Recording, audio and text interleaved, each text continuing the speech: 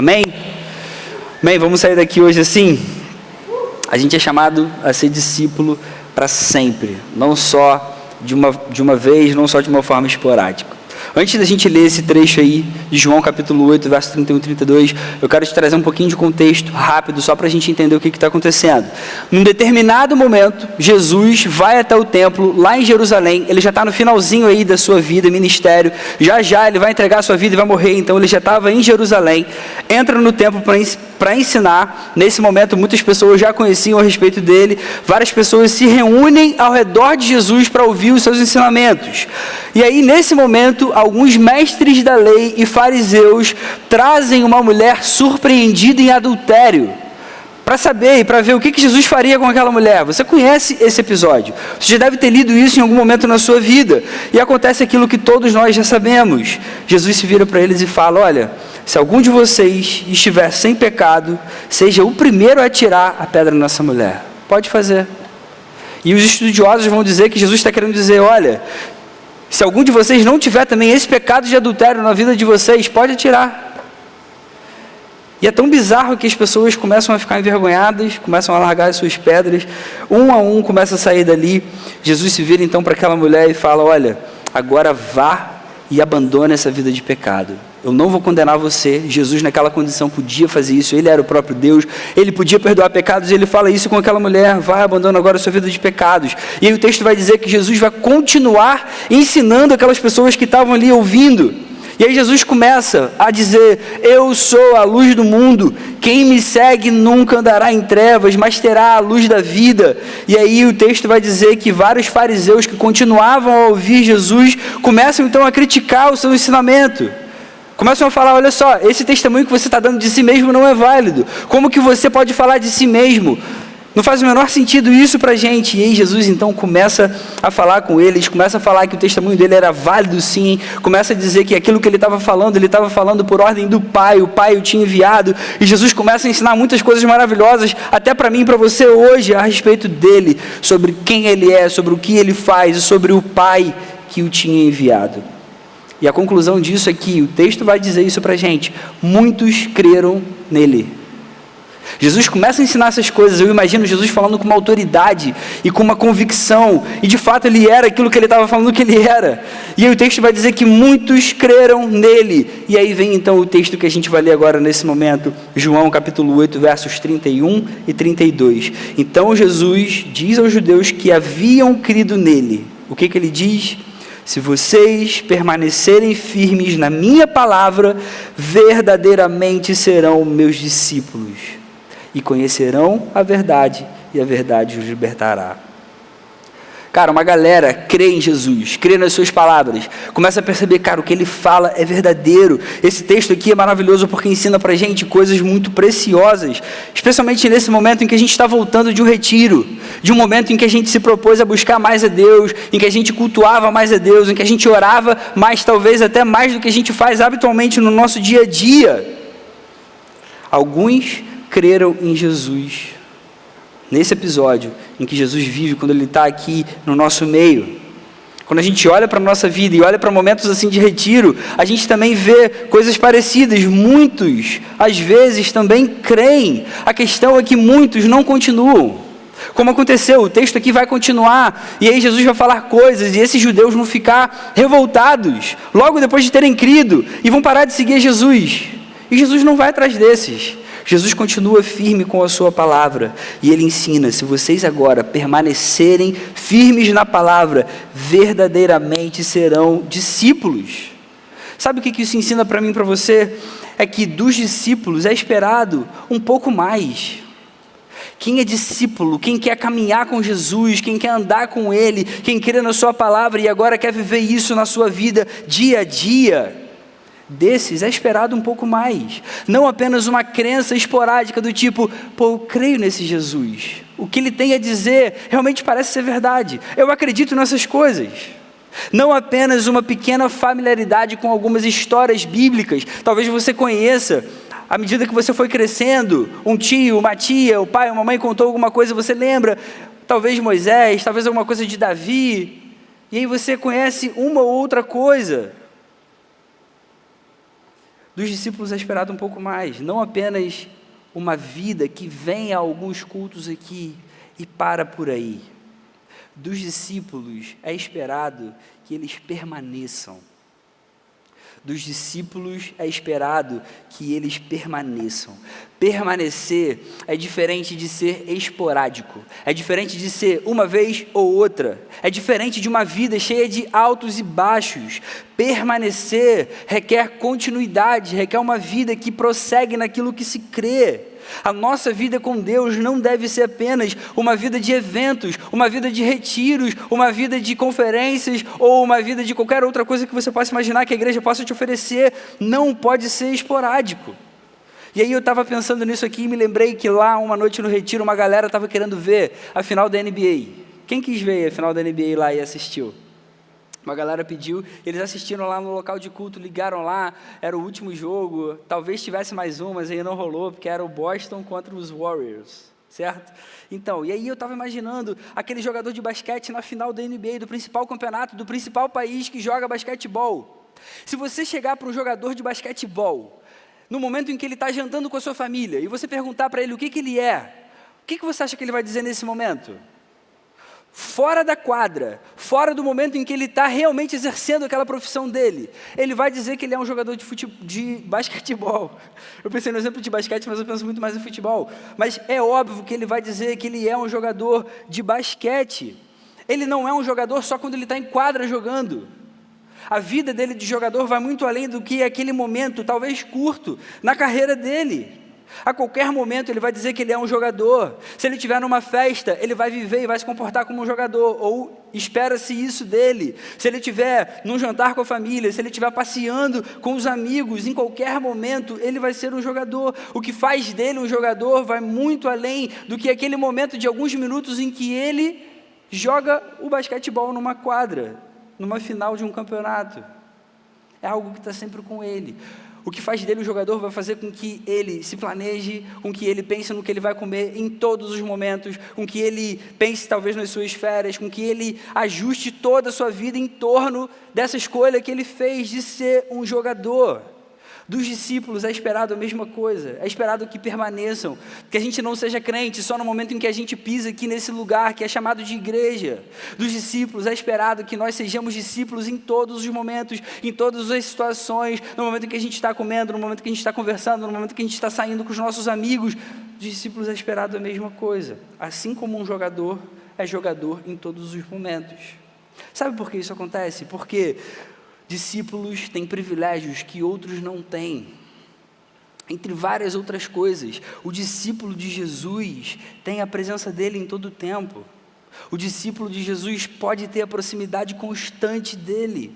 O discípulo de Jesus tem a paz que as outras pessoas do mundo não têm. O discípulo precisa permanecer, ele recebe muitas coisas do seu Salvador. Além disso, o discípulo também é chamado a dar frutos. Jesus requer dos seus discípulos que continuem a sua obra. Jesus se fez homem, deu a própria vida no lugar, mas ele começou a sua igreja. Ele chamou discípulos para perto dele. Ele quis que esses discípulos continuassem a sua obra. Esses discípulos foram obedientes, pregaram o evangelho, a palavra se expandiu, cresceu. Muitas igrejas foram plantadas. Hoje nós estamos aqui no Brasil, num lugar totalmente distante de onde tudo começou. Os discípulos obedeceram à voz do seu mestre. Num outro momento, o mesmo Jesus vai falar algo um pouco mais profundo sobre permanecer. A gente está falando sobre permanecer, sobre continuar.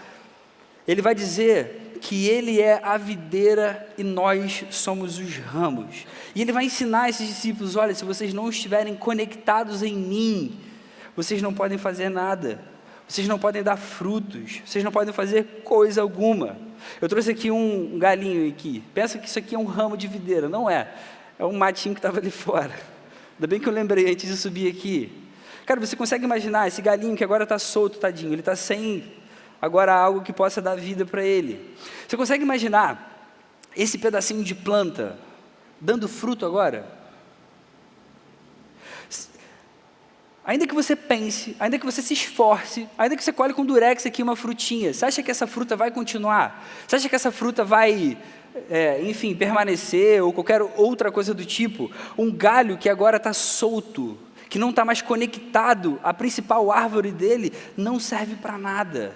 Jesus estava querendo dizer, olha, vocês são esses ramos aqui, eu sou a videira, para que vocês vivam, para que vocês existam, vocês têm que estar conectados em mim. Se vocês não estiverem conectados em mim, se vocês não estiverem unidos a mim, vocês não podem fazer coisa alguma, assim como um galho é arrancado da videira. Esse exemplo é muito forte, ele é muito profundo e ele diz exatamente o que Jesus quer que a gente aprenda. Se nós não estivermos conectados em Jesus, a nossa vida não vai valer de nada. Nós não vamos dar frutos, nós vamos nos esforçar, nós vamos tentar fazer de tudo e o resultado nunca vai acontecer, ou se acontecer não vai ser para a glória de Deus. Nós só daremos fruto se estivermos conectados. Sem Jesus, a gente não pode ir para lugar nenhum. Sem Jesus, a gente não tem vida. Sem Jesus, até mesmo a busca por unidade, que a gente tanto falou, não vai servir de nada. A busca por unidade, sem que seja para a glória de Deus, sem que seja para a manifestação de quem Ele é, não adianta de nada, vira só um clube legal, um clube bacana, em que as pessoas vão se sentir bem. Se isso não conduzir a gente para perto de Jesus, não vai valer de nada. Jesus é a videira, nós somos os ramos, nós necessitamos dele. Isso é uma questão de vida, é uma questão de vida para a igreja, é uma questão de vida para mim e para você. Nós precisamos permanecer nele. Nós precisamos permanecer em Jesus. Você consegue perceber quão importante é isso?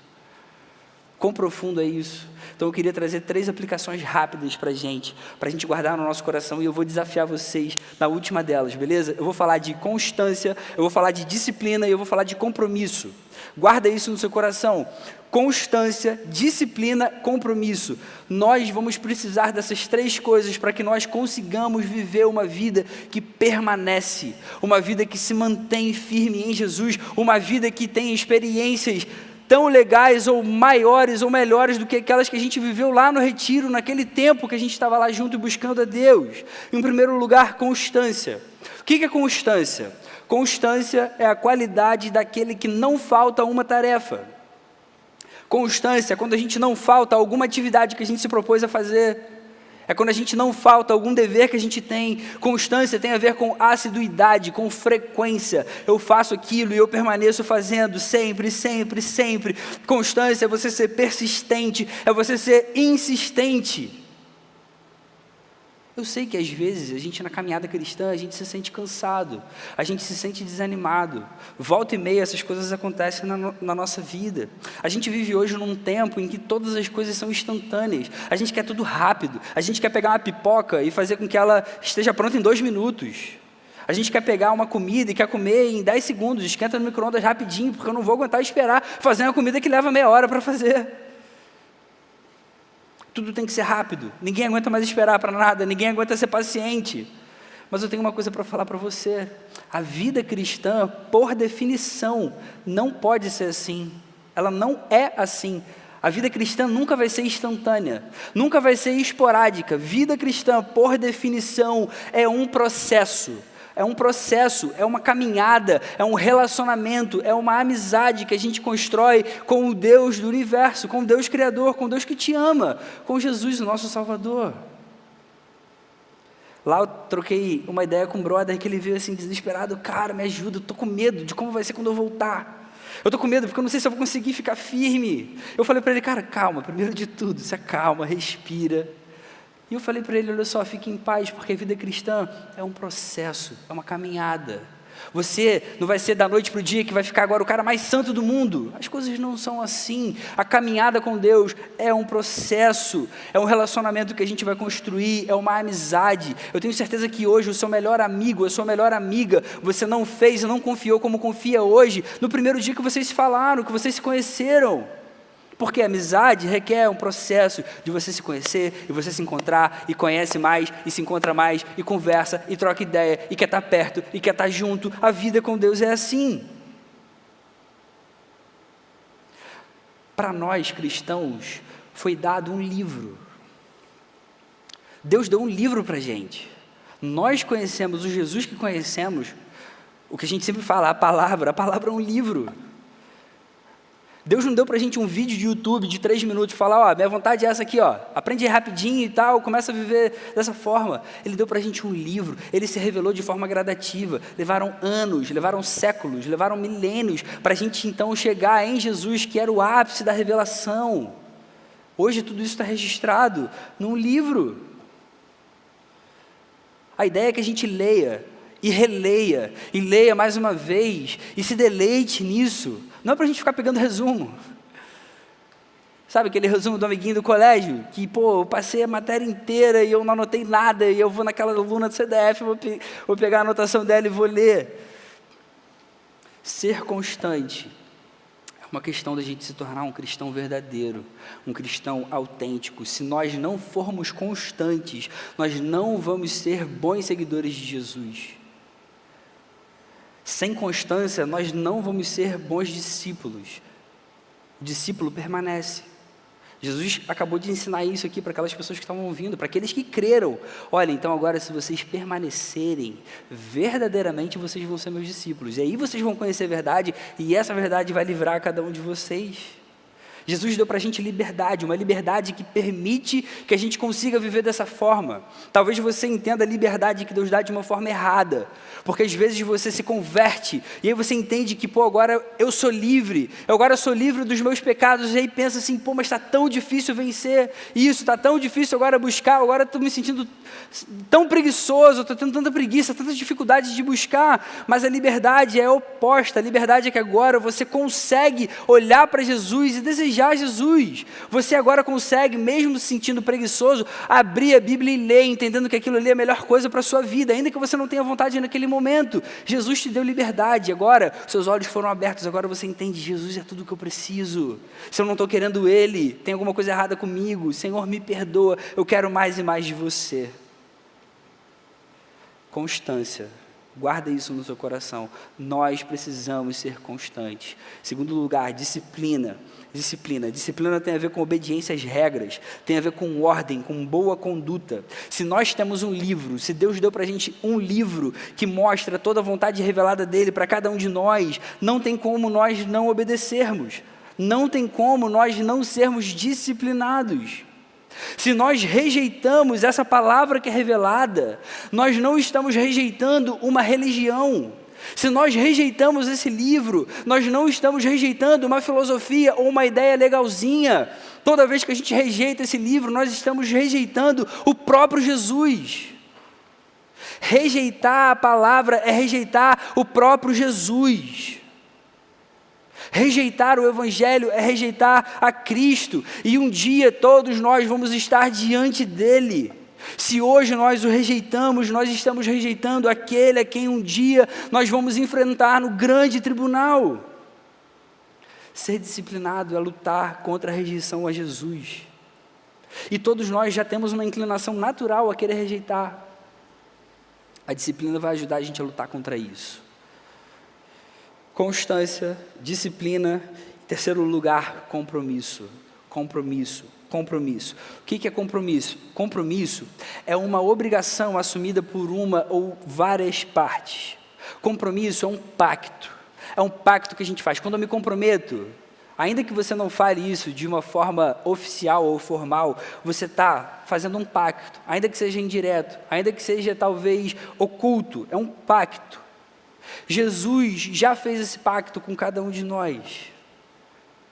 Você deve lembrar das palavras dele. Naquela noite terrível em que ele seria traído, quando ele reúne os seus discípulos, ele fala o quê? Esse é o sangue da nova aliança. Aliança é pacto. Aliança é compromisso que ele faz agora com cada um de nós. No próprio sangue, Jesus deu para a gente esse compromisso. Ele fez a parte dele. Quando nós cremos e somos batizados, nós então agora nos comprometemos a seguir esse Jesus. Esse é o compromisso assumido por mim e por você. Nós também temos uma parte nesse compromisso. Apesar dele fazer toda a obra, apesar de a gente ser salvo pela graça dele, não existe mérito nosso, mas existe agora uma caminhada que a gente vai ter no nosso dia a dia. É um compromisso que a gente tem. E Jesus dá também para a gente uma igreja, para que a gente seja parte do seu corpo. Aí quando você olha para a igreja institucional, principalmente as igrejas que são sérias, que amam a Jesus, você vai ver que essas igrejas têm os seus compromissos também. Nós temos aqui cultos regulares, semanais, nós temos aqui reuniões de oração, nós temos aqui células que se reúnem semanalmente, nós temos discipulados e vários outros compromissos que a gente assume, principalmente se você abrir a agenda da igreja, você vai ver isso. Nós assumimos o compromisso de participar disso, porque são ferramentas que Deus nos dá para nos ajudar a permanecer firmes. Lembra que a gente falou lá no retiro, são meios de graça.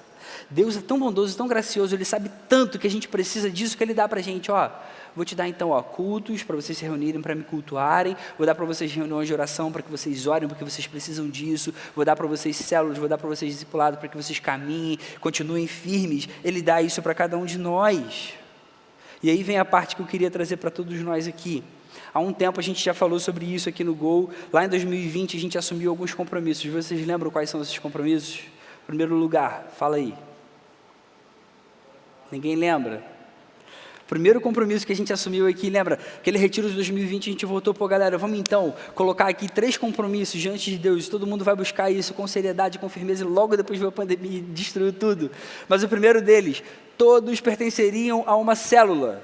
Todos na célula. A célula é a forma com que a igreja se organiza. A gente sabe que isso é importante, é a forma como uma igreja grande assim consegue pastorear cada pessoa, é a forma como a gente consegue ter comunhão, como a gente consegue conhecer as pessoas. Então todos vão participar de uma célula. Segundo lugar, todos participariam do discipulado. Lembram disso? Agora já está aqui, Todos no discipulado. O discipulado é importantíssimo, é a gente caminhar e ser cada vez mais parecido com Jesus. E depois a gente combinou de a gente orar pelo Gol todos os dias. E foi muito maneiro, porque todo mundo sentiu no coração de querer participar disso, de estar dentro. Vamos embora. A gente se ajoelhou diante da presença de Deus e colocou isso diante dele. Na oração a gente combinou, a gente sempre vai orar por 3 assuntos. A gente vai orar pedindo que a galera realmente tenha um amor pela palavra gigantesco. A gente vai orar pedindo para Deus um avivamento, um mover sobrenatural do Espírito sobre nós, porque sem isso a gente não consegue olhar para Jesus e desejar Jesus. E em terceiro, a gente falou que a gente vai orar pelas células, para que elas se mantenham saudáveis sempre, sempre, sempre. Estava dentro desse compromisso da gente orar todas as vezes. A gente precisa se comprometer. Mas aí, eu queria trazer uma ideia da gente trocar esse terceiro. E eu queria desafiar todo mundo aqui a isso. Eu sei que vai ser difícil, eu sei que nesse momento você vai ficar com medo, você vai achar que você não vai conseguir, mas isso é mentira. Então eu queria que a gente fizesse aqui um compromisso, um desafio. E no final de tudo que eu vou falar aqui, eu queria que a gente combinasse de orar por isso. Eu queria que a gente combinasse, se comprometesse. Lembra? Compromisso é um pacto. É algo que eu vou fazer diante de Deus. Mesmo que seja difícil, eu vou me comprometer, mas eu vou falar, Senhor, eu preciso da sua ajuda e eu quero fazer isso. Qual é a ideia do terceiro? É a gente trocar essa ideia da gente orar todos os dias pelo seguinte: todo mundo aqui vai participar da reunião de oração antes do culto começar. Além da gente orar todos os dias, a gente vai participar das reuniões de oração, porque são as coisas mais importantes que a gente pode fazer diante de Deus. Só para esclarecer, alguém aqui acha que a reunião de oração antes do culto não é importante? Não é importante, levanta a mão rapidinho. Ninguém acha, beleza.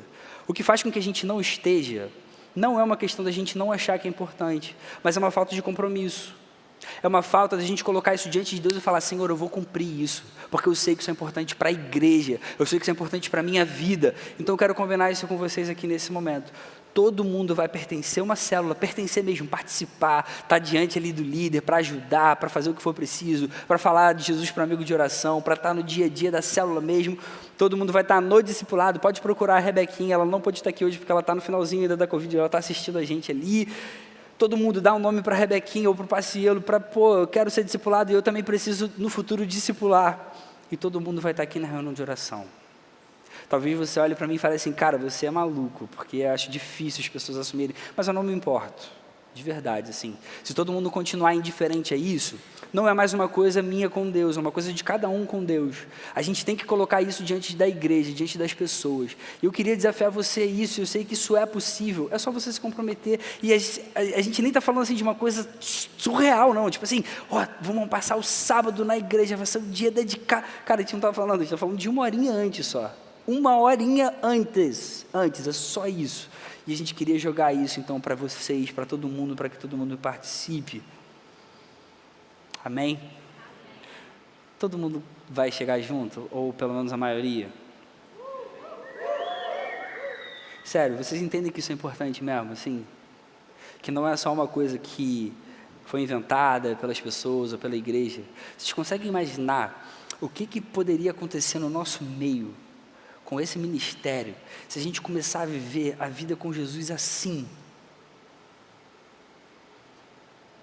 Se a gente se comprometer de verdade, cara, eu vou fazer de tudo para ser igreja, para ser um discípulo, porque eu quero permanecer, eu quero estar junto. Jesus, não existe mais nada para a minha vida, para onde eu iria, o que eu faria, você é a melhor coisa que pode me acontecer, e o retiro está aí para mostrar, todo mundo que viveu ali aqueles dias pode dizer, cara, como foi maravilhoso aquilo lá, você pode viver isso hoje. Quando Jesus morreu naquela cruz, o véu foi rasgado, a presença de Deus foi dada a todos aqueles que viessem a crer em Jesus. Isso é possível. Se você não tem vivido isso, é porque você não tem buscado. Se você tem se enganado, se você tem ouvido vozes do seu coração dizendo que é muito difícil, que é impossível, essas vozes não vêm de Deus. Ou isso é fruto do pecado do próprio coração, ou isso é a voz de Satanás querendo te afastar. A gente precisa tomar essa postura do tipo, pode contar comigo, estou dentro, vamos embora. Se fosse Jesus aqui no meu lugar falando com você, que resposta você daria? São coisas tão simples. Jesus vai muito mais além. Isso são só coisas humanas para ajudar a gente na caminhada. Jesus, ele requer da gente que a gente negue a nós mesmos, tomemos a nossa cruz e sigamos até o fim. E é para a gente fazer isso, a gente vai continuar fazendo isso. E ele vai ajudar a gente a isso. Isso aí é só uma ferramenta para a gente andar agora junto como igreja, para a gente estar junto. A gente não pode ser discípulo de retiro. A gente não pode ser discípulo de conferência. A gente precisa ser discípulo de Jesus todos os dias. Se vocês permanecerem firmes na minha palavra, verdadeiramente serão meus discípulos e conhecerão a verdade, e a verdade os libertará. Jesus deseja que nós sejamos constantes, disciplinados e compromissados com aquilo que Ele já deu para cada um de nós.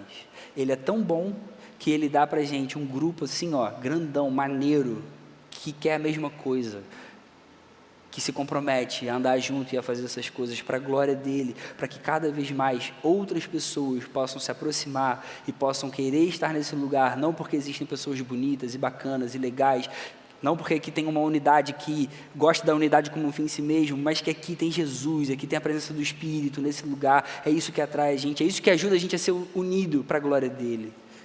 Vamos fazer assim? Eu posso contar com você? Se você sente no seu coração que quer participar disso, que quer viver isso aí de verdade, eu queria convidar você a ajoelhar aí no seu lugar, onde você está. Você ajoelha na sua cadeira, você se coloca diante de Deus e fala, Senhor, eu quero, por mais que seja difícil, eu quero participar dessa parada, poxa, eu quero mesmo estar junto, eu quero ser igreja, eu quero amar você com todo o meu coração, eu quero caminhar com essa galera que te ama, eu vou estar aqui toda semana para orar junto com a minha igreja, eu vou estar aqui toda semana, Senhor, eu quero ser teu, eu quero ser para sempre teu. Poxa, fica aí no seu lugar agora de joelho, a gente vai orar diante do Senhor agora nesse momento, para que Ele ajude a gente a cumprir esses compromissos, esse pacto que a gente vai fazer agora com Ele, na presença dEle. Senhor, muito obrigado, porque a gente pode se colocar diante do Senhor e a gente pode pedir a Tua ajuda, Senhor. A gente não conseguiria se fosse pela nossa própria força mesmo, Senhor. A gente não tem esse desejo natural aqui dentro do nosso coração. A gente sabe que a gente é mau e pecador desde que a gente nasceu, Senhor, mas um dia você regenerou o nosso coração e hoje a gente consegue te enxergar, hoje a gente consegue te amar e a gente não consegue pensar em nada que seja melhor do que a Tua presença, nada que seja melhor do que aquilo que você tem para cada um de nós. Senhor, obrigado porque você deu a vida naquela cruz e ressuscitou para que a gente tivesse vida e para que a Sua igreja fosse criada, Senhor, e vivesse para a Sua glória para sempre, Senhor. O que a gente quer fazendo tudo isso agora, Senhor, é ser a Sua igreja mesmo, Deus. É orar junto como um povo Seu que te ama, que te deseja. É estar firme, Senhor, participando da comunhão no dia a dia, nas células. E é caminhar junto com pessoas que amam Jesus para que a gente seja mais parecido com você por meio do discipulado, Senhor. Muito obrigado por esses meios de graça que você nos deu. Ajuda a gente agora a ter uma vida comprometida, Senhor. Ajuda a gente a ser constante, ajuda a gente a ser disciplinado e ajuda a gente a cumprir esse compromisso para que você seja glorificado e honrado por meio desse grupo. Por favor, ajuda a gente precisa de você, Senhor. Se for só pela nossa força, a gente não vai conseguir, mas a gente sabe que pode contar contigo, e a gente faz essa oração no seu nome, Senhor, no seu nome. Amém. Amém.